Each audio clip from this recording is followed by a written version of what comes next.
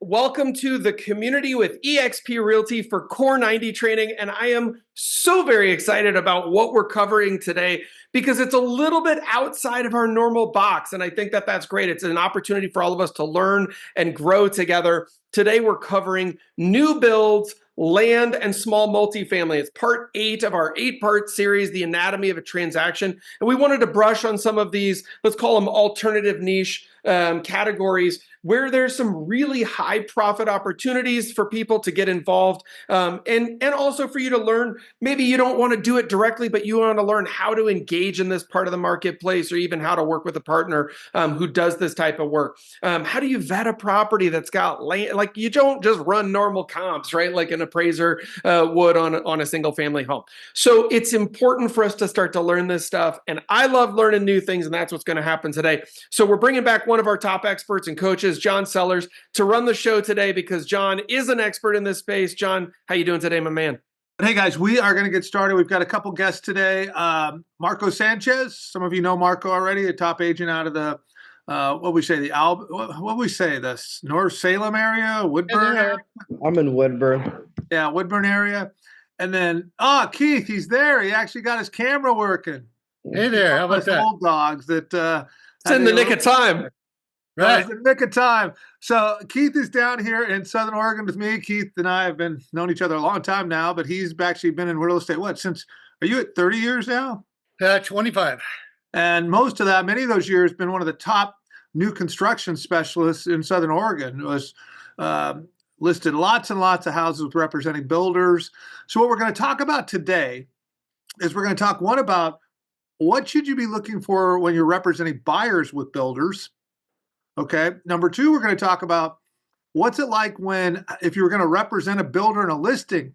It's one thing if the house is done. It's another thing if the house hasn't been completed yet, right? And then the other is, what if you're going to represent a builder that's going to have a community? So maybe they haven't even started the house yet. That's a little different game. We're going to talk about whether the builder has his own contracts or not versus you using ones that are in the MLS. Then we're going to go on and talk a little bit about land.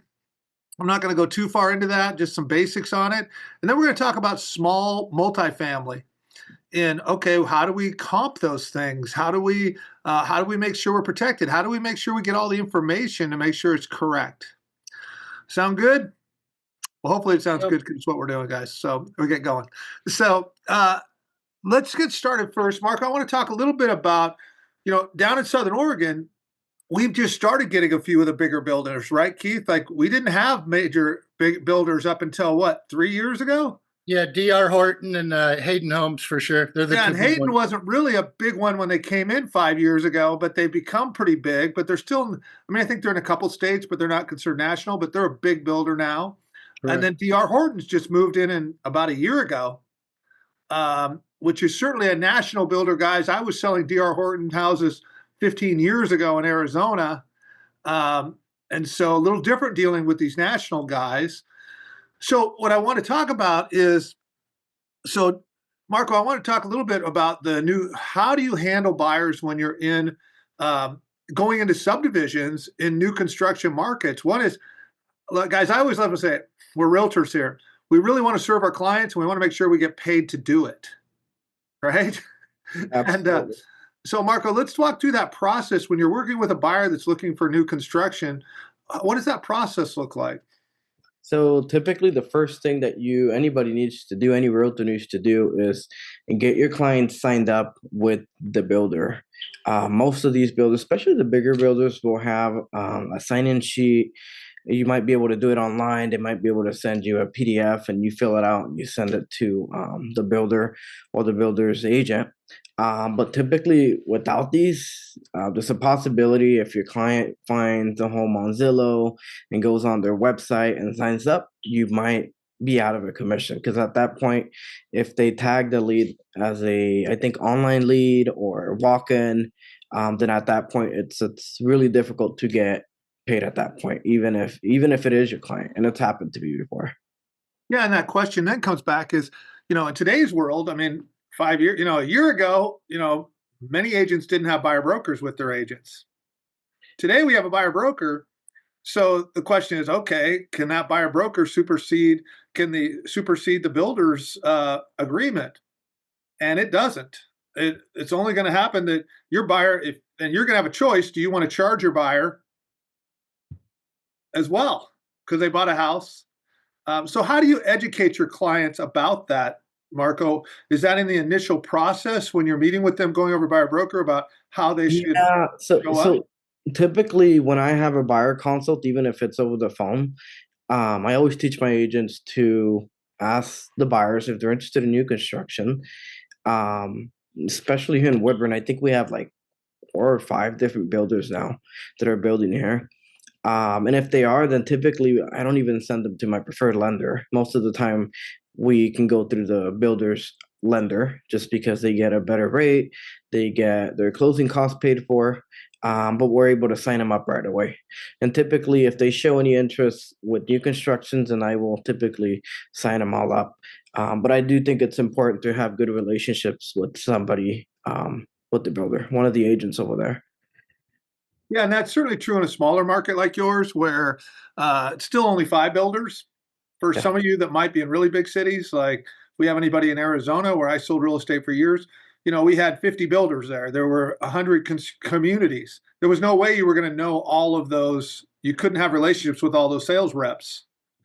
However, what I found, and I'll just go back and talk a little bit about my experience, is that, when I sat down with somebody and they wanted to go to new construction, what I knew at that point was that I was going to figure out the price range they want to be in, the location they want to be in. I was going to express to them that, guys, if you go to this builder and you don't sign in, they're not going to pay me, which means you're going to have to pay out of your pocket my commission, which you don't want to do that, do you? So again, it's being clear with people up front. And then what I did often was, if I knew there were 15 builders in one area, that's the area they were considered that fit in their price range. And again, we're talking big market here. I would literally take them to every new construction site. We weren't allowed to sign them in online back then and do things. Most of them still don't like that per se. They might register, but they want the realtor to be there. But the idea is I was going to take them to every new home construction site. All we were going to do was register, and then we were going to leave. And then I told them to come back the next day on their own and walk them all themselves and see what they liked. Yeah. And then we would come back and look at it again with them later. Half the time they ended up deciding they wanted the house. Then they could talk to the buyers, the rep at the site. The rep at the site did all the work. And then I'd go back and review the contract afterwards. There was no negotiation on price at that point. And most builders, there's some going on now, but mostly with the national builders, the incentives are what their incentives are. You're typically not going to get a lot more, is what I found. That's starting to change a little bit right now, but they're starting to offer some pretty big incentives right now in there. So that was what I would do, is I'd actually go register them all. We wouldn't even look at all the units. Then they could go back on their own. I said, come back Sunday. If we did it on Saturday, like, come back tomorrow and just go into all of them and have fun. Bring your lunch and go do what your deal was, and then call me afterward and see which couple you really liked, and then we go back after that. So that's really key about making sure, one is that you're getting paid on that. Number two is how to treat your clients, how to make them understand. And everything's about clarity, right? It's like being clear. We think people know things and we think they hear it the first time. But what I found is most of the time we want to repeat that 2 or 3 times. Right? We don't, buyers are excited. They don't always hear what you say. So we want to repeat that. Now, in terms of like when we're going through that process now, and again, I'm going to stick with you, Marco, on this new construction more stuff with the bigger builders. Where do you stay involved with that client? So now they've signed the contract. I mean, is there really any, it's a builder contract. That contract's really set up for the builder more than the buyer, isn't it? Absolutely. And most of the contracts are all going to be different. So it's important for us to really read through them. But for the most part, as far as being involved, we help the client find a home. But there's not a whole lot for us to do other than just oversee the whole transaction. And most of the time, you're not going to change that contract. So you could tell your clients, hey, if you want to take this contract and have it reviewed by an attorney, that's great. But what I can tell you is if your attorney wants to change it, those builders aren't going to change it. Yeah. Now we're talking we're talking big national builders. So then as you're going through the process, um, I mean, we might have a 6-month, 9-month build time, depending on where they're at in the process, because you might have sold them something that hasn't even started construction yet. And the bigger the house, the longer it's going to take. What's your check-in points with a client? How do you go out and look at the site with them during the process? Do they have inspections during the process or only at the end? What do you find happens? So I think every situation is a little different, but for the most part, the builder will do a lot of the communication. I like to stay in touch with all my clients. We try to reach out. Actually, we do reach out once a week to anybody that's under contract to check in. And then, I mean, like just like you said earlier, as long as they're your clients, I mean, the builder's more than happy to bring them in, let them do a walkthrough, even during construction. So at that point, we're just overseeing the whole transaction. We'll get inspections scheduled. We'll go to the walkthroughs. But there's really not a whole lot for us to do. So for me, we love new constructions. So now, do you recommend that the people have a home inspection done by an independent third party?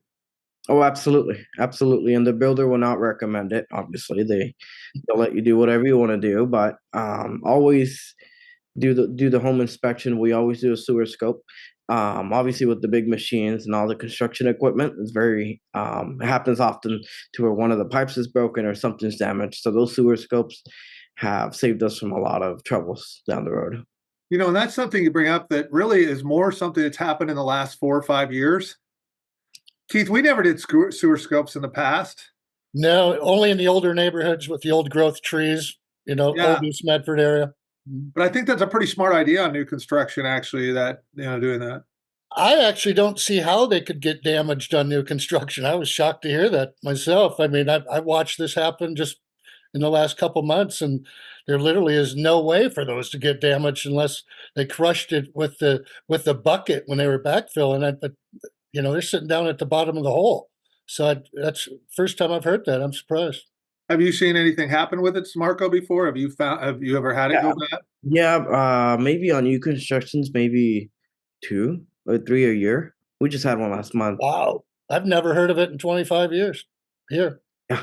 Isn't that great? I mean, that's why we have panels, right? That's why we have, we've all done our way and we've had our set of experiences. Well, I'll be paying attention now. Yeah. I'd never done a sewer scope until, the last few years. Even with all the flips that I bought, I didn't really even know about it. Yeah. Isn't that funny? And then it's like, oh, okay, let's do that now. Yeah, so we always on that, do the sewer. I think that's great. Thanks for bringing that up. I learned something. Now on the inspection, so they're getting close to the end. They're typically going to do a walkthrough, which means typically the builder's going to have a representative that's going to go through and going to walk them through everything, going to show them everything. And at that point, oftentimes they're putting green tape up about all the little things that they see. When do you have the home inspection come? Is it after that walkthrough or is it before? Usually before the walkthrough, and then we'll be able to print it up or we'll email it to the builder and they'll have it printed up that day for the walkthrough. And the good thing is that we don't have to negotiate anything. They typically fix 99% of everything that's on the home inspection. And guys, I've seen this because I did those always. And, builders will be like, why do you need to do that? We've got all these people double checking and we've got everything was permitted. So it had to have been inspected by the city. Let me tell you, I've seen where ducts aren't attached in the attic. Things aren't done right. Some framing got scapped a weird way. And yes, sometimes your inspector will get a little picky on some stuff that they're not going to change, but small stuff, right? Because there's some questions. But overall, what they're really looking to do is find like stuff that'd just be a surprise that you wouldn't. I mean, a duct not being connected up in the attic. What things have you found, Marco, in the past on those? That a lot of that, or the microwave is not it doesn't go up through the roof. It goes up in the attic. We'll see a lot of beers down the crawl space or up in the attic, like beer bottles. So just cleaning them out. And again, the builder, most in those situations, are going to repair most of those things because they're wanting to produce a good product, and how their warranty works. And each of those builders, there's certain warranties that are going to come with the state that's required. But sometimes builders will add their own warranties depending on whether they're national builders or small builders, what that looks like. And, one thing that Marco said in that I loved is that we got a 6-month build time, let's just say. And you think, okay, I don't really have to do a whole lot. And yes, a lot of times it's better to have them go to the lender of choice because they're going to get some better deals on that. So now you don't even have a relationship with the builder or with the finance person, but usually they'll respond to you if you have some questions. But what I loved about what Marco said was we're still checking in with our clients once a week. Marco, there's nothing to tell them. Why are you doing that? I think that's just the level of service that we provide. And we tell them that up front, like, hey, we're going to be checking in once a week. It'll be Friday at this time, between this time and this time. And even if there's no updates, we'll just call them just to give them the update that there's no update. So sometimes no news is good news, and we're just on standby. So what I like about that, guys, is Marco's business is a huge referral business without being in the business many, many years. And yet he's going to close, 50, 60, 70 deals personally this year? Personally, I think we're at 70 something. Yeah. And this is your what year in business? Third year full time. Okay. And now he says Sphere, it's not repeat clients. There's also some repeat clients, but it's a lot of Spheres. So he's getting referrals from his people. Yeah, we're 90% referral base. Yeah. And now he does a lot of social media. He does some other things that really keeps him out there. So I'd say it's weird to say that it's not necessarily all referral because it's sphere of people that he knows because of his large social network that he's really used social media. If you guys aren't on a friend, you probably want to be because the stuff he does is great. But what I'm getting at is that every week that he's checking in with them just to say, hey, I don't really have anything to report, but I want to see how you're feeling, anything you're concerned about. Every time he calls them, what's that an opportunity for? To ask for a referral. Referral. And does he ask for it every time? Probably not, but I'm sure you ask for him at least every other time. Absolutely. And some people really feel like, oh, I shouldn't have to ask for referrals, which I'm totally against. I believe you should ask. And here's evidence. And you get to do business however you want, obviously, guys. But Marco's evidence that it's okay to ask if you're doing the work. The worst that can happen is just a no, but nobody's ever told me no. And when I was working with a lot of buyers, really was, hey guys, I'm going to treat you. Do you want to be, you want to be treated like a client? Yes. Do you want me to take care of you? That means that I'm not going to be spending all my time cold calling, doing things. I'm going to be here for you, but that means I'm going to count on you for referrals. Most of my clients refer me 2 or 3 people during the process. Okay. So I'm already setting a standard. Most of my now I don't guarantee you don't have to worry that whether they're going to buy or not. You don't need to do that. That's not your responsibility. I just want you to introduce me to people that are thinking about buying or selling. I'm not grading you whether they turn out to a buyer. Or you don't have to worry about me wasting my time. I just think it's an honor that you open a conversation let me have a conversation with them. John, I wanted to touch base on that really quick because I do think it's important for a lot of agents that will get a referral. And if the referral is no good, they don't even say thank you to the person that sent them over. So what we typically do, it doesn't matter if it's a good lead, bad lead, if it's going anywhere. If they're going to even apply or if they want to, just whatever it is, doesn't matter what the lead is, we send them a thank you card to the person that referred them over. And that was my process is, hey, once they send a referral, it's a thank you card and a thank you card with a Starbucks gift card, $5-10. And guys, there's maybe I've mentioned this before. It's called, there's a great book called Influence by Robert Cialdini. It's one of the top business books written in the last 20 years. And one of the laws of reciprocity is, it's a law of reciprocity, actually, which means people respond. When you give something to somebody, they don't respond in the same manner. So, the idea is we think, oh, they sent me a client that I can make $5,000. I got to give them $5,000. No, a $5 or $10 gift card in the beginning for just sending that. We're actually training them not to how much we appreciate. We're training them not to worry whether they bought or not. We're just trying to get them into the act of that process and to be thinking. And also sharing with their people that, hey, we know that there's some great agents out there, and all you guys are great on here, but we know there's a lot of people that don't care about their people. And I share that with agents. You know, what's your overall opinion about agents? Guess what most of them are going to say? It's not high, right? Well, I'm honored that you're here. You know, so obviously you trust me. So my request is that we don't want your friends to get stuck by chance.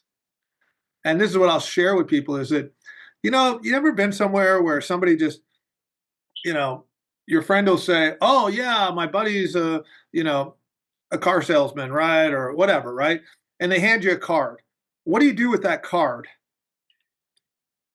What do you do with a card when you get it like that, Keith? You might, if you're not ready to do something right now, you might just put it on your desk, but it disappears, doesn't it? Correct. And then the moment, for some reason, you wake up and you go, today's the day I'm going to buy a car. Today's the day I'm going to buy a house. And you go, I wonder where that card is. I don't think about it. And you don't want to call that friend again and say, I lost the card. So you just go out and meet the person in front of you. So I share the story with people because I put them in that. If Keith, if that happens to you, we wouldn't want that to happen to your friend with real estate. So even though they're not going to buy, I don't want you to just hand in my card. What I'd love you to do is just call me with their name and let me call and introduce myself. So then we can get in a process that when they're ready and they wake up that day and say they're going to go, they're going to be protected. You want your friends to be protected, don't you? Definitely. Definitely. You know, that's a tie down, right, It's Jeff? all about relationships in this business, right? It's all relationships. Yeah, but it's starting that with them. So let's move a little bit into representing. So Keith, I want to talk about one is there's a different process. Hey, if I'm putting a house on the market and it's a new construction and it's totally built, that's a little bit different. But when you're going out to represent a builder that might have 20 houses they're going to sell and none of them are, for example, you've got that subdivision right now with 20 lots, right? Correct. And do you even have a model home? No, we built the first one and sold it within a couple weeks after completion. Same with the second one. And then, matter of fact, we just signed a letter of intent on Friday for six new builds from an investor from South Dakota. So we'll be. What are you talking to that builder about? Why would that builder want to have an agent, you know, represent them for all 20 of them? What value does an agent bring over another agent? What different things does an agent have to do to represent that kind of builder? What knowledge do they need to have? Well, what I do is I find the dirt. I go out, I'm a dirt dog, right? So I'm going to go out there and I'm going to find that dirt. I'm going to look at the zoning to make sure I can make my investor money. And then I'm going to go out and once I pencil that out, know it can work, I'm going to go out and find an investor or a builder or a developer. And I'm going to put that deal together. The one I'm doing right now, I found 3 acres 3 years ago. So you got to remember, this doesn't happen overnight. It was a raw piece of dirt. We took that, I went out and found an investor who was not a builder or a developer. So then I had to go out and find a builder. So I brought in a buddy of mine that I knew would do a good job, put the 3 of us together. And now we're working on 6 pre-solds. We're over there digging right now, putting foundations in this week. So walk me through that. So let's go back to the land. So where do you stay in the middle of that deal? So you're representing, you're bringing a buyer in, so you might be making a commission on when you buy the land originally and you sell Correct. it to the investor.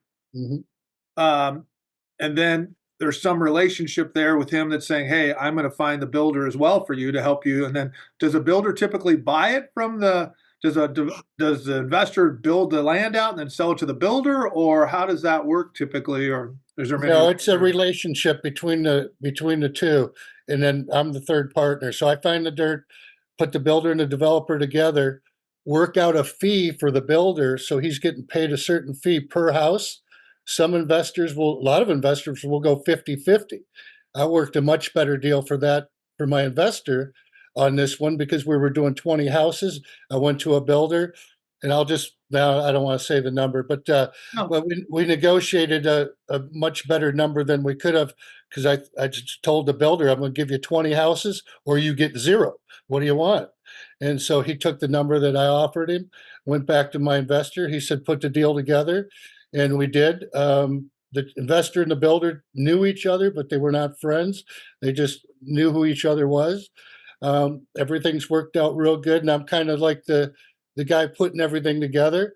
I've been doing this 25 years, so it's real easy for me to put together a package of 6 homes.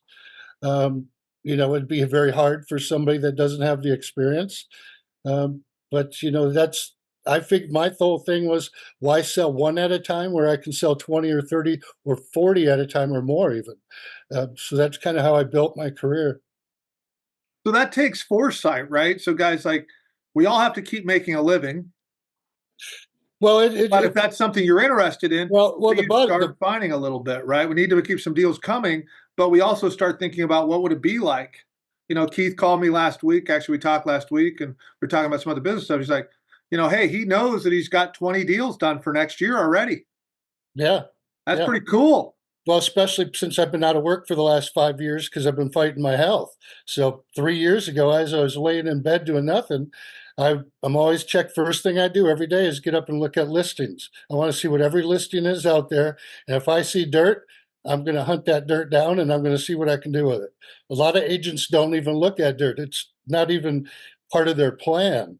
I'm a little surprised I'm talking about it because I never have before. I kind of keep that to myself. But I don't mind sharing that with you guys.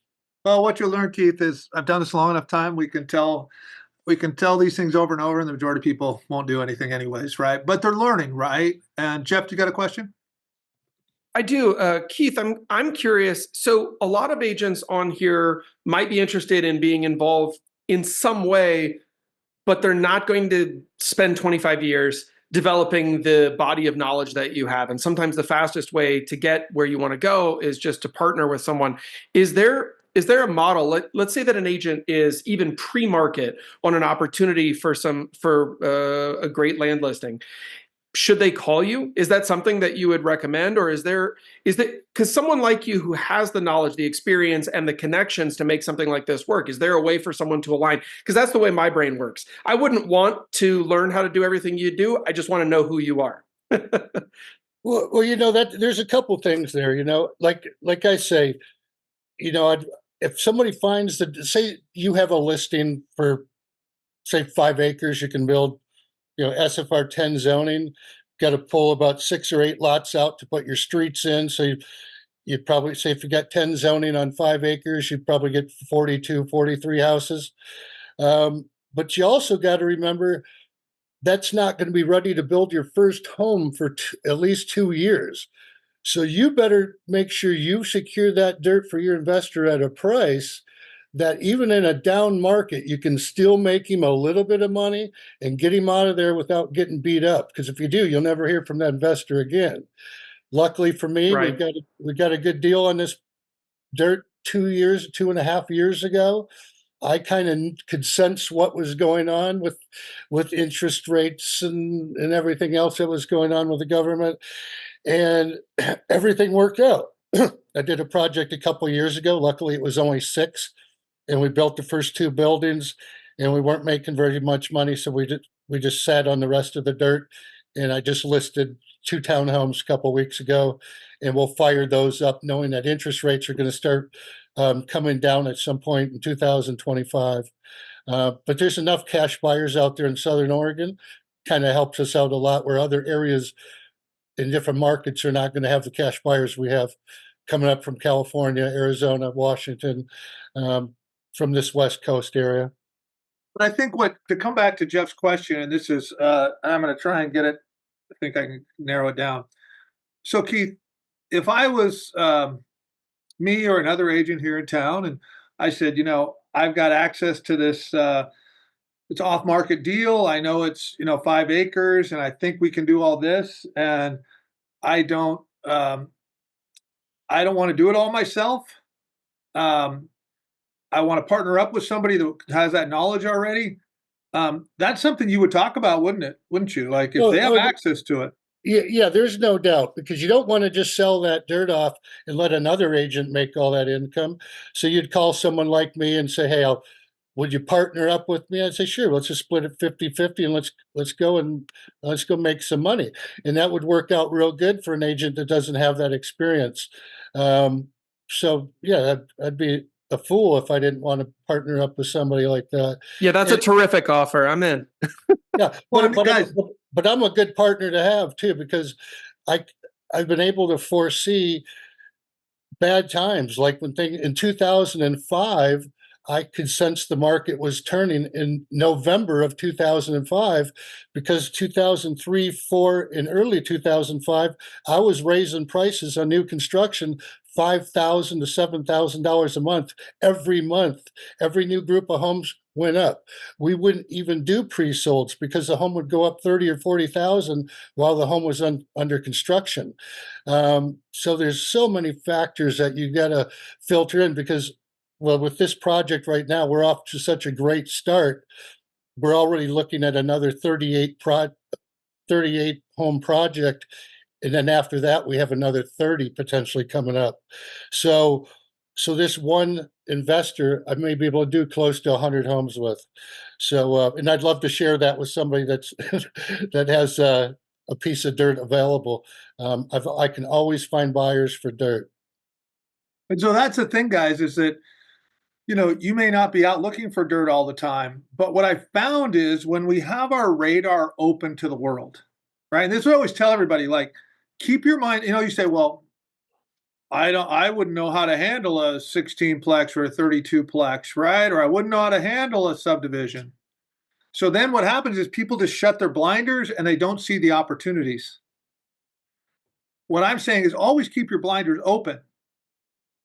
And don't say, I can't do that. Say, I can figure out how to do that. I can align myself with somebody that can help me do that. Because, the idea is Keith would rather make something of something than something of nothing. Correct. Right? If he has time, right? The other is if you can jump into a deal and figure out. And so sometimes you can say, well, I'll just get a referral fee, right? Yeah, that's not bad.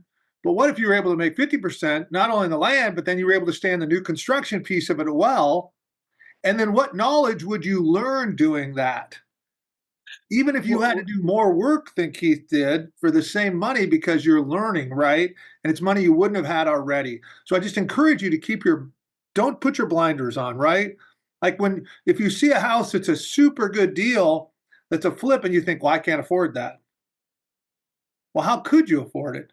Who do you know that you could partner with, right? Like Keith is even saying here, these builders are giving up a percentage of their profit because they'd rather stay busy than do nothing, right? Yeah.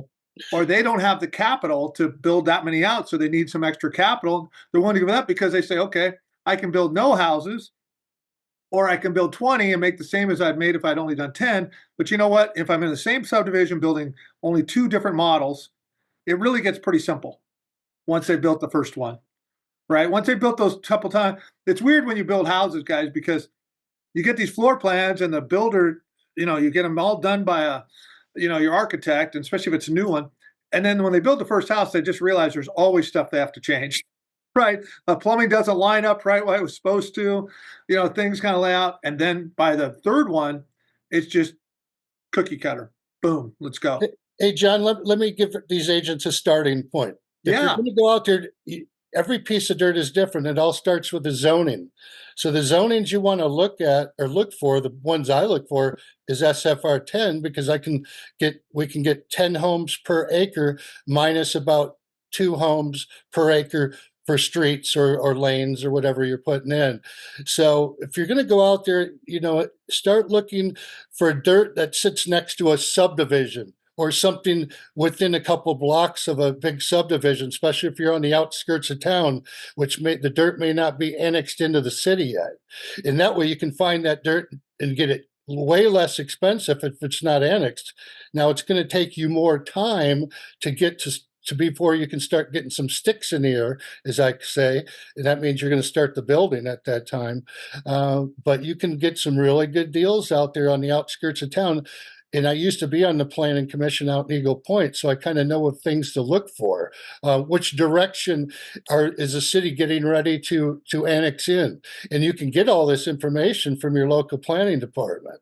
I'm at the planning department more than most builders. They know me by first name when I walk in there. So, but that's something that I like to do. and like right now, I have an offer on 6 homes where, and you know what, that's a snowball rolling downhill. So as that snowball rolls downhill, we're going to sell those last 13 real quick. And what I love what you said was, you know, we start going to the city, we start asking questions, right? In the beginning, we feel stupid because we don't know what questions to ask. Correct. And it's embarrassing sometimes, right? Depending on your personality. But the idea is if we keep going back and asking better questions, every time we go, we have better questions. And then we don't have to ask the same, we start getting deeper. And what we find is we start getting to know those people that are in those planning positions, and we need to be respectful of them, most of them. Excuse me, sometimes it gets challenging. But the more we build those relationships, the more easy it's going to be to get those answers, to where Key sometimes now can make a call to somebody that they would answer the call, answer him, versus he used to have to go in and fill out the paperwork every time. And it's a real pain in the butt through the county, right, of going through this thing and then going through the process. Now he's got these relationships. So again, it's this idea that one, we start without a lot of knowledge. We lean on people that have knowledge. We deal with the city. We start gathering this information. Over time, it becomes secondhand, right? And I can tell Keith, I can bet, like with Keith, a lot of times he's going to the city people and he probably knows more about sometimes what they can do with the land than they do. And you're having to help them. Well, did you think about this? Could you do this? And all of a sudden, going, oh yeah, we didn't think about that. Yeah. Yeah, that's true, John. I do I do have more knowledge than some of the people down there, and it shocks me that, and you know that Southern Oregon, where our building department has grown real fast in these last 20 years, and they're just having a hard time keeping up with the knowledge and everything, and people changing job positions down there. It's been challenging, but you get through it. You just got to stay patient. So we do have a contract, guys, that's specific to buying land. I pulled it up. Let me see if I had it. But you can look it up. I'm not going to pull it up right now, but you can look it up, and it's just basically for selling vacant land. And that would be whether you're buying, you know, a single parcel that's already done, or you're buying a bigger piece. The key with these guys is most of them are going to have conditions in there. So Keith, when you put a deal together like that, it's going to be subject to us verifying what we think we can do with the piece of property, typically, isn't it? Well, I handle it a little bit different. I do all my homework before I go and contact the investor or builder or developer, because I want to know for myself what can be done. I don't want them to do the homework. They can go ahead and do it just to confirm what I'm telling them. Which you want them to do to reduce your liability. But because of my knowledge, I kind of already know what I can do with the dirt just by looking at the information online. But there's still going to be a period where you're going to put a contingency period in there where the builder can go and verify. Due diligence. The developer can verify everything that you've told them, right? Because we want them to step up.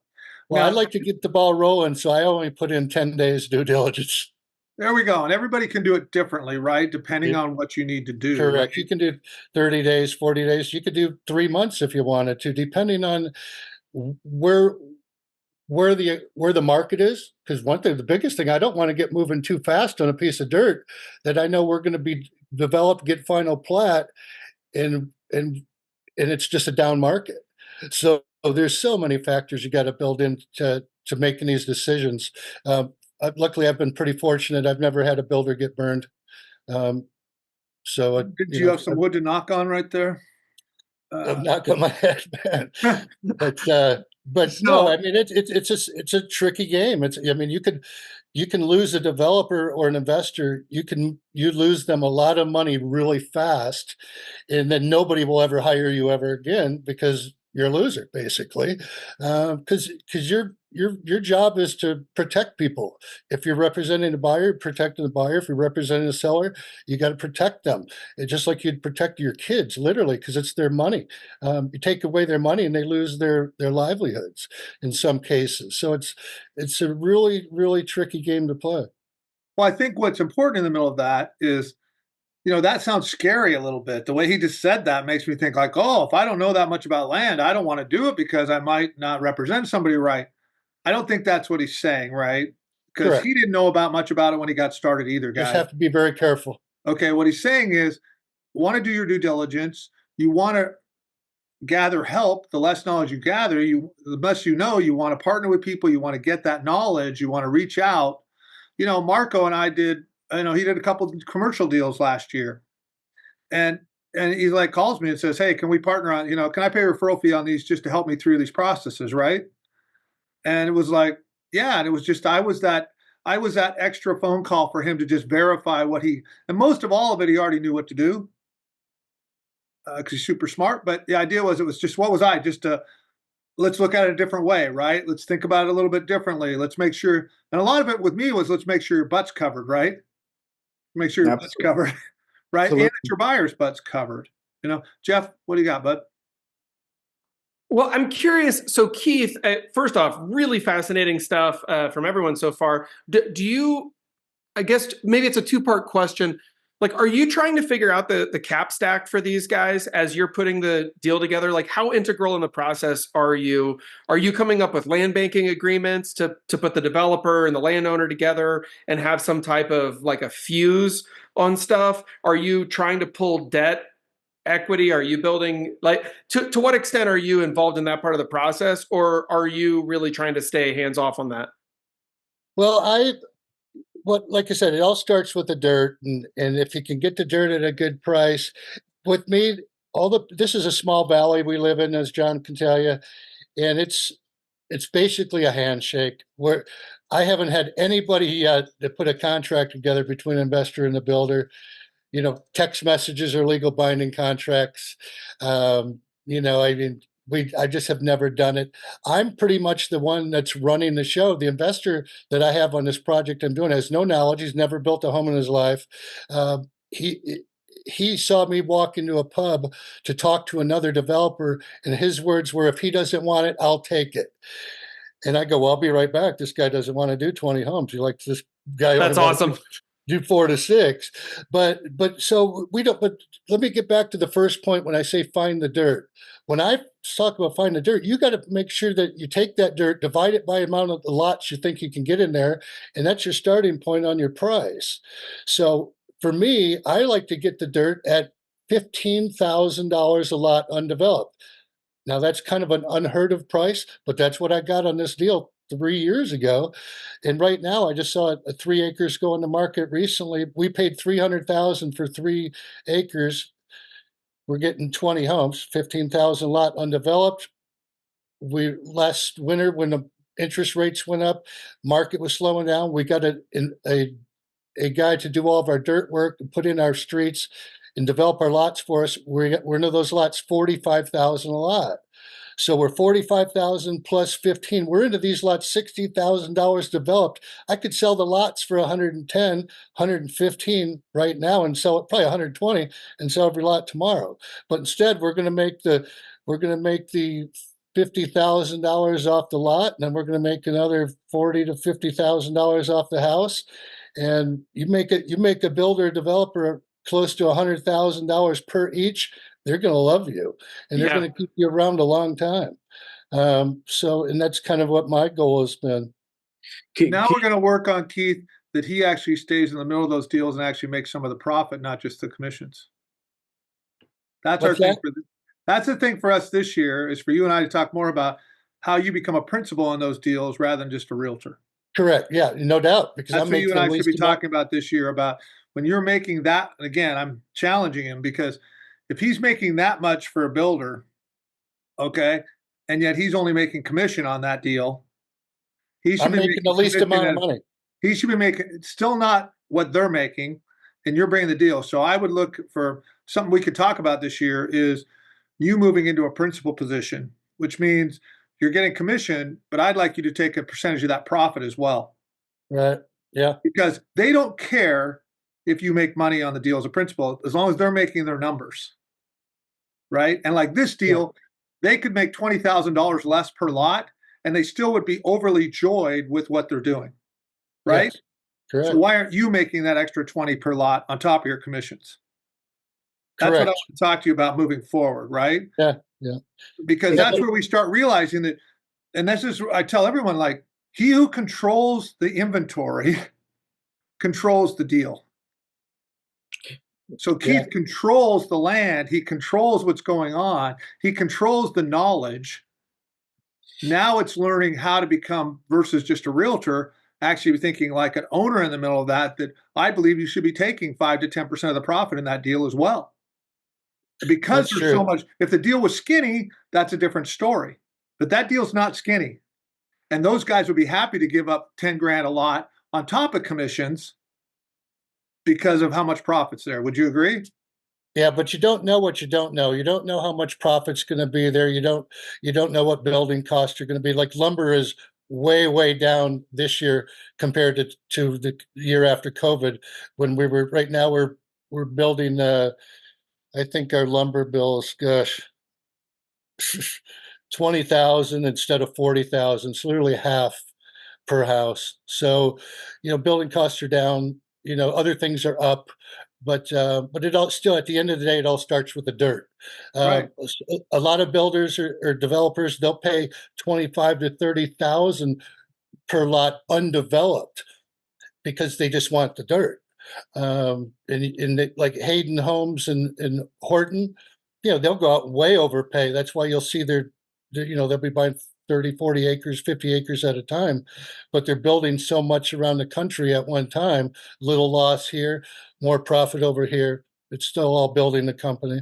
Yeah, I mean, I'm getting ready. I've got some lots up in Cottage Grove that I'm finishing up subdividing. And it's only 4 lots. We're not going to finish out the streets that come in. The street that comes in, I'm not going to do it. But those lots will be worth about 95. If I were to have them finished, it'd be worth about 100, 95 to 100. I'm going to sell those lots at 50, 55 undeveloped. Right. And they'll pay for them because they don't have other inventory up there. Right. And that's a home run for you. And they'll just figure out, okay, we're going to do it, right? Now, maybe I'm wrong. Maybe we won't find that works out, but I believe it will because there's just no inventory there. And that builder will say, you know what? I can put in the streets. That's just part of the deal, right? And he'll be into the lots. When he's done, he'll be into lots about 85, 90. So he'll actually do the work and could have bought them at the same price. But there's, like I'm saying, a finished lot's worth 95, maybe 100. But he's actually going to be into it 95 after doing all the work. But because there's no other inventory for him to buy, he's willing to do that. Right. They'll make their money off the house. Yeah. And I'm like, I don't want the brain damage of doing that development work. It's been a nightmare up there of me dealing with the cities and the counties as I'm looking at texts come through today. So hey, Keith, would you mind, sorry to stop you there, John. Would you mind sharing with us what you charge for commission on the listing side? Well, that's a good question because my developer or my investor called me up a couple of months ago. He says, "Hey, what about this new lawsuit? I'm hearing we can negotiate commissions." I go 2.5%, period. So we pay 2.5%. I wouldn't even let him go there, but I'm kind of a strong personality, as you might be able to tell. So I kind of rule the roost with these guys because I make them a lot of money. So I'm saying and the bottom line is you start cutting agents' commissions, they're going to stop showing your product. And that's the last thing we want to happen. What about for yourself on the listing side? Do you discount because of 20 lots? Or? It's 5%, 2.5 to me, 2.5 to the other agent. I'm happy to make my 200 grand and move on to the next project. Nice. Okay, thank you. Yep. And some people don't always do that, right? Anybody has any questions, feel free to call me. I don't care what state you're in. Most zonings are going to be similar. And I'm real good at picking up my phone and returning calls. So if anybody has any questions, feel free to give me a call or shoot me an email. Yeah, that's great. And so Keith, let's come into this. So, I mean, I know some realtors like, a builder will say, I'm going to give you, say the builder's already developed the land, right? And they're just looking for a realtor in the middle of that. They might want you to negotiate your commissions on the listing side based upon you're getting so much volume. And again, that's really a business decision, guys, because what Keith's doing is Keith's bringing the land. He's doing the whole deal in the middle of that versus if Keith had just stepped in tomorrow and somebody called him and said, I got 20 lots that I'm going to build on. They're already done. You didn't bring me the land. Hey, I want you to negotiate a little bit on your commission. He may be willing to do that. I'm not saying he will, but I'm saying definitely. No, I would. Do that. I would. Hey, I want to get paid this amount on this first bunch, and then after we get this many, and if we're turning this many per month, then I'll be able to make this adjustment based upon what's happened, right? depending on, so you can draw those things up in advance. But the Correct. key with those kind of deals, guys, you be careful if you discount too much in the beginning and then think you're going to get more later. Better to charge more on the front and then give them discount on the back end.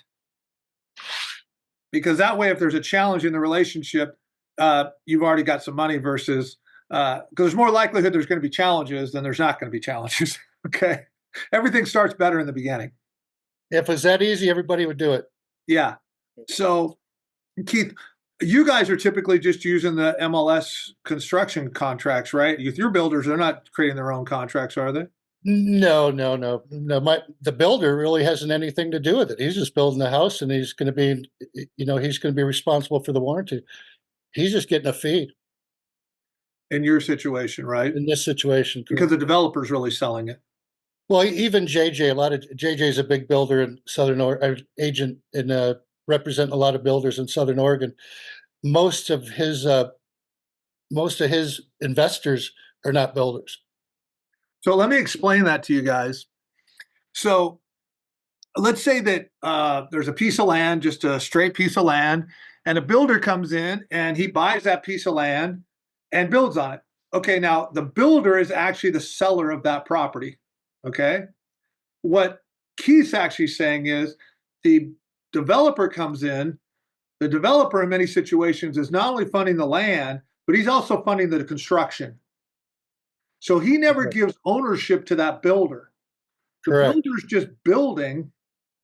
So when the house is being bought, it's being bought from the developer, but that builder is actually giving the warranties. Does that make sense? Correct. So the benefit for the builder in that situation is he didn't have to fund those deals himself. He didn't have to go to the bank to get money. The developer's bringing it all in. That's why he's willing to he's just almost an employee at some level, right? Well, he's like me, gets a paycheck at closing. Yeah. And sometimes they'll work arrangements that he's going to get some cash along the way. He might get a small amount to, get some, depends on whether he's got his own employees in the middle. Depends if that builder is just how would I say it? Some builders have a bunch of employees, they're going to get paid. So the developer is going to pay them for their expenses, but the builder's profit's going to be a separate number, right? Of how he's going to get paid. And depending if the builder's only building those houses, he might say, look, I need $5,000 or $10,000 a month to keep my life running. And the developer and him are going to work that out, right? And then that's going to be subtracted from the profit down at the end. So there's a lot of different ways to do this, right? How that's going to work. But the key always, guys, is to get started, right? Keith didn't learn all this because overnight. He learned it because he made some mistakes. I'm sure he made mistakes and he was really worried that was going to cost people. And most of the time they didn't, but he didn't make that mistake again. Right. That's right. And the key is to not make too big of mistakes. Right. But ultimately the developer's a big boy, right? Big girl. Ultimately they're trusting you, but ultimately they've got to check themselves, right, on what they're doing. Yeah. And if we never and there's still risks, there's always risks, no matter how wise we think we are, okay, and how much we can see it. The truth is, we don't know what's going to happen. Tomorrow, everything can go to crap, right? There's a lot of how's that word go? How do you say it? Jeff, you know that word. What is it? Prognosticators. There it is. Thank you, Joanne. That are saying the world's going to end tomorrow. But they say it every month. Somebody's saying it's going to get 10. How many people are saying that interest rates are going to be back to 4.5 by now? They were saying that all the time last year, which was a crock, right? So we just have to go and base our decisions on the best information we have. But ultimately, if we stay away from any risk at all, we're never going to get ahead. So what we're sitting at here with contracts, guys, with your buyers, that when you go in to buy that contract, so on Keith's properties here, the interesting part is you're actually writing a contract with the developer who owns the land. But the builder is actually doing the warranty work. So it's very interesting in how that operates. Where with what we were talking about with Marco, or if you buy from D.R. Horton or Hayden Homes, they're the builder and the developer. You're buying it from Hayden Homes. they're going to be warranting that property. So all those things lay out. So Keith, let's just, in this situation on yours, do the people really need to be, I mean, how do the warranties lie? Should they really be worried about how good that builder is? Check that builder out in the past to see how they've handled their warranties. Well, I've represented the builder for over 20 years, and he does a great job. And the biggest problem he has is he's real busy and he's not good at picking up his phone because it bogs him down during the day. So I, like on the 6 houses we're selling, I'm telling the owner, if you have any customer service work, call me, because I will make sure it gets done, because I'm a customer service guy. I'm all about service. And then I will call the builder, and he's a personal friend of mine as well. I'll hound him until he gets that pickup list completed. Because he doesn't want to hear from me, because I will be all over him to get this work done in a timely manner. And if he doesn't, I would fire him. Literally, I would tell the investor to fire him. So that's but I one know of the things. Yeah. So one of the things I'd say in the middle of that, guys, when you're dealing with a smaller builder, you're not dealing with these. So a lot of times, Marco, you've seen it where, oh, there's work that we still need to complete. Let's go ahead and close the deal, and we'll come in over the next month and get it all done. Right? I mean, that happens, especially on the big builders. If I got smaller builders, I'm not doing that. Like, if there's a fair amount that needs to be done, I'm not closing, because getting them back is a different story, because they don't have warranty departments. They are the warranty, and they're busy on. And what I found with people is builders, when they're done with one house, they're on to the next. They don't want to come back. It's pulling teeth to get them back, because they're not making any more money now.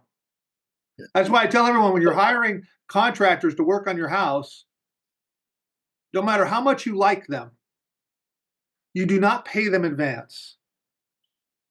Not until my best friends that are contractors that work for me, I do not pay them. I don't care if they need the money. I'm not paying them until the work's done, until everything's done, because, I mean, there's portions that I'll pay, but I'm not giving that final payment, because I know, as much as I love them and they love me, they're on to the next project. and they need to get back. That's when it helps when you have got 20 homes, because if they want to do those last 15 or 16, they better be doing them right on that. And it really helps if you're the first 5 in there, because they're still on that subdivision. Yeah, we're going to, right? and so that's you can what keep you tell the buyers. You can go to the builder right there, but if you're the 20th house, it's a different story, right? So yeah, but that's why you've got to have a builder that's going to represent his product and take, and be proud of what he's doing. The first 2 inspections we had, and we had a very tough inspector on both of them, zero items on the first house and 1 item on the second house. So we're using the same contractors we've literally used for 25 years. Most of us are all friends, and we all get along well, and it's a really good thing. Everybody's making money and everybody's happy. And that's the goal to get to, guys. What I'm talking about is, if I'm representing a buyer, to get there. It's the opposite side. If I'm representing a buyer and I'm coming into that builder, and there's a lot of builders that aren't like you are, that don't have those relationships, that are fly by night, that are more, we've had a lot pop up here recently, right? And so we've got to make sure we protect, right? Look, how does that look? Let's understand those situations. And I always say, guys, if you're not sure about something, one of the beauties about being at EXP is, this is one company that I have been amazed how everybody's willing to help each other, more than any company I've been at. And if you're not using that resource, shame on you, right? Let's this way, John. 5 years ago, 10 years ago, I would have never been sharing this information with anybody. I'm later in my career, and I'm getting soft. I think it's nothing new, right? To me, I've just chosen not to do that side of the business, right? Everyone picks their specialties, right? And you've laid down that, and that's kind of where you went. And, no matter whether everybody gets in, to try and get where you're at takes years to build those relationships, right? It does. I think that's the beauty of it, and I appreciate it, Keith, greatly. So we've talked a bit about land, guys. We can't really get into the details, like what I'm always saying with, if you're buying an individual piece of land, if it's just for a new construction home, the big key is, again, make sure there's enough contingencies in there that people can get all their answers on whether they're going to, because if you're going to close on it before you've got permits, and approvals, you got to make sure that you're pretty close that it's going to get done if they have time to do that. The other is sometimes we're doing stuff where they don't have a well yet. They don't have a septic yet. How are you going to verify that you can actually put that well on that property? Are you going to want to dig that well before you close on the deal? I probably am. I might spend that money before if I'm going to if I want to verify it's there, right? So there's things you want to do with land, and that's what I always say is read that contract over, understand the contingencies, and use contingencies. And then we learn how to communicate with people in a way that we show the seller why, hey, we want to pay this, but this is how we verify this, right? That's why it's always nice on a piece of land if the well's already there, right? So that's why a lot of times when people are selling land, they're going to put the well in, right, Keith? It's like, okay, let's put the well in, let's bring the electrical in, let's perk it already. Well, that's a good point, John, right there. You better make sure you got power close by as well. Because if you find a piece of dirt, you're nowhere close to power, it's not worth very much. Yeah, and it could be very, very expensive, right? Correct. As I'm learning right now, just on these lots I built, I'm like, why is this more complicated? Oh, because the street that we're on is a dirt road. Once we start building, they're requiring us to cement it, to finish it all out. Correct. Even though they built a house on the other side and didn't. But now they did. But the beauty is to understand is that's a city street. So the truth is everybody along that street has to participate in the cost. Now the city will let them pay over time, but there's ways to do that, right? So there's some things you just start learning, right? And it's always the trick when you're going down the path of it's your own, you're going to learn some things along the way. And that's why Keith is saying that part of getting things at a very deep price is you have the ability to make a couple mistakes and you don't lose money. And there's always things that show up that you don't. For example, on what I'm doing right now, the city screwed up twice on the approval process. So every time that happened, it took me an extra month. We're carrying over $400,000 on that deal. Time is money. That money's at 10% right now. Mm-hmm. That cost me $4,000 a month because the city screwed up. They're not going to pay it back to me, right? There's nothing I did, so we better have fat in that deal, right? So that's what you're talking about is, part of it is buying at the right price is eliminating some of the risk because we can't control that. And those are some of the things that we communicate with the seller about. Here's why we're buying at this, right? When you're meeting with that land guy, he's like, why are you selling for this? Well, do you understand it's going to take 2.5 years to develop this? What is the market looking like right now? Do you think it can keep going the way it's going? Do you really think that it's going to happen that way? Like we've been on an uphill run for 10 years, right? Like that's probably, and people are, you play into people's reality a lot of times. Like, guys, look at what's happened over the market. Look what happened. Interest rates can't stay at this. If this goes up, this is how it's going to affect. We're not going to see fat in the market from pricing and helping sellers to start understanding that, right? And then when they realize the risks that the other person is taking, because you can always say that to, landowner, well, if you want to build this out and you want to do all this, you can make that money. Why don't you do that? Right? Then I used to say that with flip people. You know what? Why don't you guys just remodel and do it all yourself, and then you could sell it and make the money I'm going to make. But guess what? Do you know what the market's going to be like in 6 months or a year? You're putting matter of fact, John, taking all that risk. When I sold that 3 acres, that was right in the middle of COVID. Interest rates were low 3%. But I knew when I sold him that dirt, I knew that we weren't going to be at that interest rate by the time we hit development. Matter of fact, I had no clue where we were going to be, but because we got the dirt at a cost that even in a down market we would have been okay. But instead, we're now trending to an up market, and we're going to do very, very well, close to $1.75 million in profit probably. On a $300,000 original investment. Sweet. So we're going to move, guys, to small multifamilies. I know both of you have sold some in the past. I've sold a lot of them and own a lot of them. But Marco, let's talk about that for when you're looking at like duplexes and triplexes and quads. So that's really, guys, once you get over 4plex, it's considered commercial. And when you move to a 5plex, they start really pricing them differently. We start looking at what they call cap rates. When we're looking at anything with a 4plex, they don't really do it by cap rate. It's just comps. which can get a little bit trickier because there's so much difference in it. So Marco, let's talk about that. When you're looking at a duplex and trying to help a buyer, what things do you look at for pricing, and how do you come up with the right number for them? Well, I think every investor will have different goals. Not all of them want to make a whole lot of money. Some of them will want to make enough just for the property to pay itself for a little while. They can just put some of their funds in there. But yeah, I mean, we figure out what the rents are, and if we can get rid of the tenants if they're on a month-to-month or if they're on a lease, and then we can remodel the units and bring them up to market rents. And today, how easy is it to get a tenant out of a property? It's hard, so we'll try to put it into the contract at first, where the seller gets rid of the tenant, even if we have to do a 90-day close, or at the bare minimum, we'll have the seller give notice prior to us closing. So the way the rules work today, guys, is that if a tenant's paying their rent on time,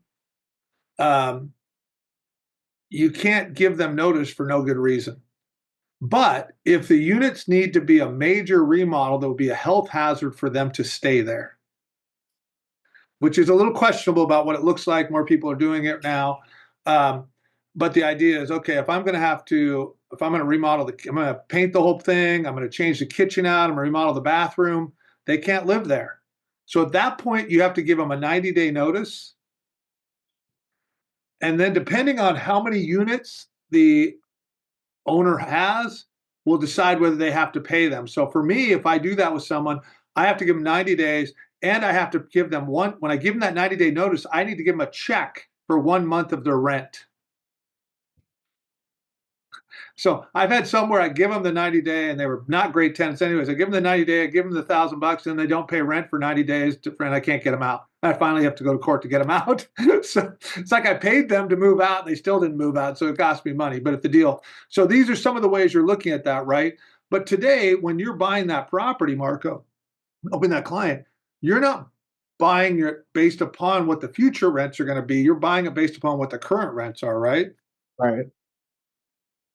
Now, if you're going to keep, and I want to pull up something in here, guys. Jeff, let me see if I can share this or not. And let me see if I have it in the right place. So when you're going to buy let's get it up here and see if we can see it. Are you seeing the investment property one now, Jeff? Yes. Okay. So when you're buying a multifamily under 4 units, you're going to use a regular residential contract. However, you're going to add this addendum. And if you scroll down on this addendum, you're going to be seeing all of these different things.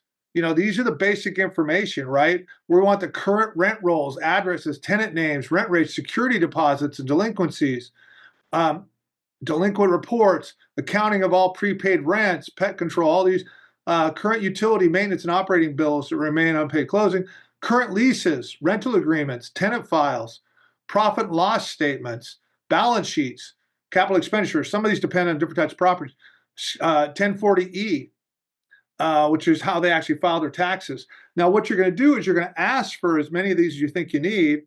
And then the seller's going to get back and you go through this form. It's going to say, well, I'm not going to provide these.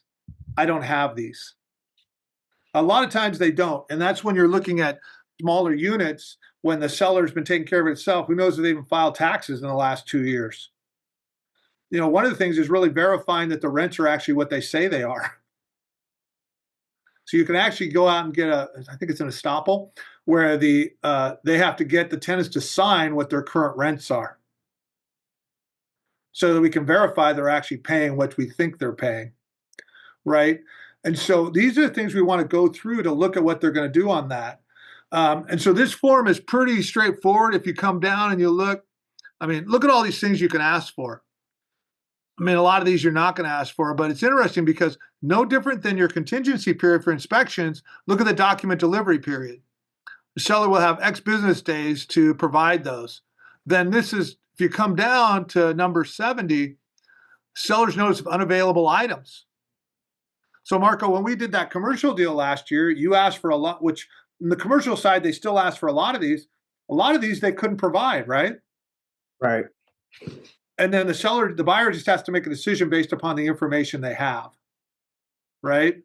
And we can use that to negotiate at times. Again, like, hey, you can't provide this, or you couldn't provide the leases or whatever. So I think it's also more of a still, it's just another contingency. Right. And these are the things when you're looking at for your client, it's really a matter of verifying what you're being told. You know, when you're buying a single family house, you're just going out and you're buying based upon that comp, you can look at it. But when you look at a multifamily, there's a lot more pieces, or you're taking those tenants on. Do they actually pay? Have they not paid, right? You might want to look at how many expenses, you know, are there reoccurring expenses? You know, for example, is the water bill really expensive there because they've got a leak they haven't fixed and the seller hasn't paid attention to it, right? Did they do a lot of repairs on the air conditioning last year, but they didn't replace them? Well, you know that's most likely going to dump. So you can start seeing some of those expenses and figure out what they look like. It becomes a bigger factor in bigger buildings, right? But still, when you're looking at these, the other is you're going to be looking at rents. So rents, how much do rents play in? Like you're looking at fourplexes, and Keith, you can answer some of these too if you're familiar with them.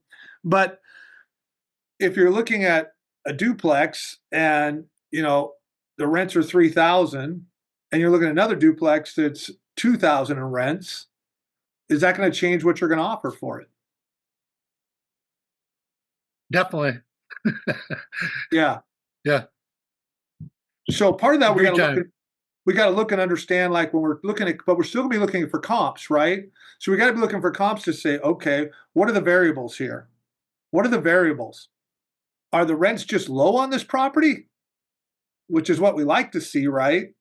But if somebody's got low rents, and then, so let's give an example on a fourplex, their rents are $4,000 a month, and they're trying to get 800,000, and we got somebody else that's 500,000, you know, getting 5,000 a month, and they're asking 800 because they're going, well, the one that's only got 4,000, they're saying, well, our square footage is the same, everything's the same. It's this. I mean, even if it's the exact same buildings, like there's two across from each other, they say, well, I should be getting 800. Well, they're not going to get 800 because they're not bringing the revenue in, and now it's the income percentage, especially if it's hard to kick people out, especially if they're newer. Like Marco, if it's a decent size new unit, so like let's say that unit was built 8 years ago, you can't kick somebody out because you need to update it. You're asking yourself for a lawsuit in most situations, unless it was destroyed. But if they're decent units, you're going to have a trouble. You can't jack those rents up right away. So that building is not going to be worth the same as the one that has the 5,000. Now, for you buying it, that's where you've got to be figuring out, okay, these rents are low. How long have these tenants been in? What can we do? What price do I need to buy that at to make the numbers work? And it didn't used to be this way as much, guys, because it used to be a lot easier to kick all the tenants out. Right? So guys that buy big apartment buildings and they just start kicking 20 people out a month. And that's where all these lawsuits came into play, because these people had rents that might have been 700 and they're going to move the rents to 12. And it's a totally different game. So unfortunately, they got some big guys came in and really screwed the system up, and it kind of affected it for everybody. So we're looking at these with multis. There's so much value in these. So you want to be looking at square footage. So like you could be looking at small units. Like crazy enough, I've got a duplex that's only about 710, 720 on each side. They're totally remodeled, updated. I got them all. They got one-car garages, and they're in a residential neighborhood. I get over $3,000. I get over $1,500 a month in Medford for 700 square feet. Right. So what's the value of that? Well, those are easy to rent. Right. Being in a residential area, that's gonna, even though they're small, that value, you can't compare that to, I've got some 1,200 square foot units in this, like 3 blocks away. They're 1,100, 2-bedroom, 1.5 baths that aren't that finished out. I only get 1,200 a month for them within the same, you know, so each unit's going to be worth a lot more, even at the 700 square feet, than the 1,100. So these are the factors we play in of what are the rents, what are the conditions, right? If you've got a duplex that sits in a wonderful residential neighborhood, would a tenant rather live in that than an apartment building? Most of the time, unless some of those fancy apartment buildings we've got being put in right now. Guys, what else? What else? Jeff, go ahead. Sorry for the delay there. I was looking for my mute button. So I'm curious, when you guys hear, and this is one of the things that we tout a lot of times on this call, which is be buying what you're selling, right? Participate in the markets. Don't just transact the market. Don't skim a piece. Participate, which is awesome, right? Marco's doing that. He bought some multifamily. John owns a shitload of multifamily. It's great, right? Keith's obviously doing that. He's integrated in the markets. He's fully deployed, working with developers and builders, and is now participating in deals on the upside, which is great. So, talk me through, a deal comes across your desk. What's the first thing that you guys are thinking? Because I think one of the things that I hear a lot of times from agents is like, I don't know where to go. Somebody comes to me and they're like, maybe I want to sell this, fourplex. And they're like, great, I should look for a buyer, instead of thinking, I wonder if I can buy it, right? Like, is there a different type of a thought process that we could cover briefly that might help people to ask different questions and thereby have a different life? Marco, why don't you speak up on that? Because I know when we met, 3 years ago? Yeah. You weren't really doing flips back then, right? Right. And then we start talking about what would it be like if you start participating in some of those deals? Yeah. I mean, most of the time, if a deal comes my way, if it makes sense and if it's something that I can buy myself, I will jump on the deal first. And if it doesn't make sense for me, or I just can't do it at the moment, then it'll go to my VIP investors. Those are the people that I work with closely. And if that can't be done, then obviously we can offer it to someone else. But yeah, when I met John 3 years ago, I mean, he really turned that light bulb on me. And yeah, I mean, I've came across a few flips and I've been able to get them myself, and I'll do the same work that I'm doing for a client, but I'll just do it for myself. And it's a win-win all the way around. I like that, looking down that process, like, where can I do it myself? And if you don't have the money handy there, who's the investor that could fund the money to you? Who could loan you the money? What would that look like, right? And then if it doesn't make sense, who's that next person in line, right? If not, yeah. So if not you, who? Like, okay, then I've got my priority clients, right, that I'm going to try and bring to before we put it on the market. And then that last piece is, okay, we're going to put it on the market, to the open market, right? So depending on where that's going to look. Anytime that I go on a listing appointment, we give them 3 prices. We give them market value if they were to list it on the market, so they can get top dollar, or if they wanted to get a cash offer today, or if they wanted to sell it just off market and see if I can find them a buyer. But most of the time, people would rather go on the market, and we recommend that. But some people don't. I mean, even if it's multifamily or just a regular single family, some people might want to sell and not have anybody go through a house for XY reason. Yeah, and I think we've talked about that, guys, before, is that asking that question, and I think that should be in every listing presentation. If you could get a cash offer for this, would you want to sell it? Would it be worth it to you? And I can tell you, I learned that early on because I listed a house, and I remember this was back in the day, and we listed it at 120. This was back in the early 90s. And next thing I know, this other realtor from my office was kind of this investor guy, kind of funky, nerdy dude. And he offered him 80 and they took it. And I'm like, if I'd known you'd have sold it at 80, I would have bought it. Right? I mean, that was a smoking deal. And yet I didn't ask the question. And it was my fault, right? Ultimately, it was my fault. But learning to ask those questions, is there some motivation if you could get this? Because you'd be surprised the amount of people, and it's not a lot, guys. But what if 1 out of 15 listings? What if 1 out of every other year you got a deal like that? If you're a young agent, and you could pick up a deal like that, that was going to be a rental. I mean, the truth is, if you pick up, 1 rental every other year for 12 years, right? You got 6 houses, and you're going to be 40 years old. I mean, not very many agents own 6 houses. But it's just by asking that one question right? And then figuring out financing on things. There's always, if you get a good enough deal, Keith, I'm going to ask you this on land. If you get a good enough deal on a piece of land, there's always going to be a buyer, isn't there? Always. It doesn't matter, what the market's like, what the economy's like. If you've got the right price, your one guy might not buy it, but the next guy will buy it. There'll be somebody that will buy that. Just like you said the other day, your one guy didn't say it, and the other guy overheard you talking at the, at the bar and picked it up, right? So that's the thing, guys. When you buy stuff, when you control things at the right price, there's always opportunity.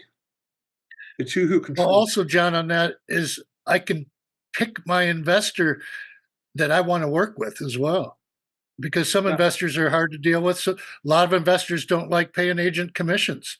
So you always got to. I talked to JJ about that a couple of weeks ago at the MLS meeting. He's got a couple builders that are fighting him on every listing to come off the 2.5%, and he's holding strong. I go, don't do it, and so. Because we need to offer the 2.5%, or it's going to hurt our business. And there's always people that don't understand value, right? So we have to keep presenting our value and the value to them in the marketplace, right? And people that get, in the end, too much greed will destroy them, right? And one of my best friends, was a big developer for years. He's like, one of the things he taught me was to always leave a little bit of fat on the bone. And I've always thought about that, he's like, look, part of it served me well is that I don't try to take every piece of meat off the bone. I leave a little bit for the next guy. Because if I leave a little bit on the bone for the next guy, they don't want to sue me. They appreciate me. And it's even like when we were doing a lot of flips, it's like, hey, do a little bit extra. Make sure that people know you did a little bit extra. Leave a little bone on leave a little meat on the bone, because therefore they appreciate you and you're less likely to get sued. And all those other things that go down the way, and good fortune comes back to you. And that's been something I've lived by for years. There's a buddy that made lots and lots of money, and that was his thing. You don't need to scrape every last dime out of every deal. Give some to other people and let it all work out. And it all comes back to you, right? In all those different ways, right? And I've always felt that's the greatest way of not getting sued, right? Giving people a little bit extra, right? Give people a little bit extra. So we're going to wrap up, guys. We're right at a little bit before 10:30. Hey, I want to thank you guys for jumping on. Keith, for sharing what you did today. Marco, for sharing your experience up in new construction as well, especially up there. It's different, guys. And what hopefully you got out of this is realize there's so many different ways to make money in real estate. Maybe you want to go and learn how to do land, right? There's not that many people that are going to do it, right, Keith? No matter what, the opportunity, like most people, are going to do it a different way, right? I don't think there's 5 agents in this valley that hunt dirt like I do. No. I mean, I do it sometimes, and then I lose track and da-da-da, right? And so whatever it is you choose to do, go down that path. Don't be scared to give people a call. Don't be scared to ask questions. Have that desire to learn and a willingness to serve. And when you have that desire to learn and to be willing to dig to get those answers, and then with that idea that I'm going to serve as well, there's no question you're going to win. No question you're going to win. And these two guys are givers, and I appreciate you both. Thank you so much. Look, he put his Detroit hat on just at the last minute. Go Lions, baby! But he's actually from Michigan, so. He's actually from Michigan, so he's finally wearing it. He didn't wear it for like 30 years. When was the last time they were in the Super Bowl? Well, put it this way, my dad was born in 1934, and that was the first time they'd ever went 11-1. So that tells you anything. And I'm a Jared Goff fan, so I'm like, awesome, right? So better than pick it up. So, hey, thanks to all, guys. I appreciate you all. I tell you, we're coming into December now. Keep working right now. This is when most agents are taking their foot off the pedal. Good point, John. A little more effort. Don't give up now. If you want January and February paychecks, get off your butt. Right now. Right. Pound it right now. It might take twice as much effort to do the same amount of work, but do it right now. So, and I just got those 6 offers. Just hit my email. There you go. See you later, guys. Take care.